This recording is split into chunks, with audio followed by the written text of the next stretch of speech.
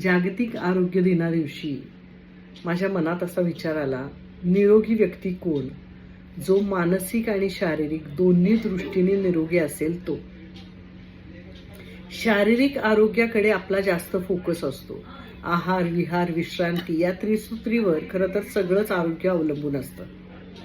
पण मानसिक आरोग्याकडे आपण बरेचदा दुर्लक्ष करतो. मनःशांती ढळलेली असते. आजूबाजूच्या लोकांचा विचार, समाजाचा विचार, भूतकाळातल्या आठवणी, भविष्याची चिंता या सगळ्यामुळे माणूस सतत कुठल्या तरी दडपणाखाली जगतो. मग निद्रानाश, अँझायटी, नर्वस ब्रेकडाऊन, डिप्रेशन हे सगळे आजार वाढीला लागतात. आणि डायबिटीज, ब्लड प्रेशर या गोष्टी सुद्धा मानसिक तणावामुळे वाढतात. पण मानसिक आरोग्याकडे लक्ष द्यावं म्हणून आपण काही करतच नाही.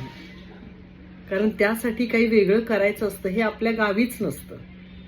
खरं तर प्राणायाम, मेडिटेशन, शांत संगीत ऐकणं, आपल्या आवडीचा एखादा छंद जोपासणं या गोष्टी करणं खूप गरजेचं आहे मानसिक आरोग्यासाठी.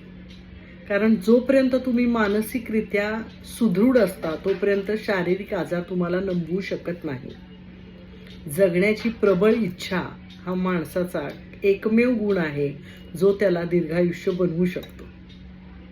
त्यामुळे या जागतिक आरोग्य दिनादिवशी स्वतःच्या शारीरिक आणि मानसिक दोन्ही आरोग्याची काळजी घेण्याची शपथ घेऊया.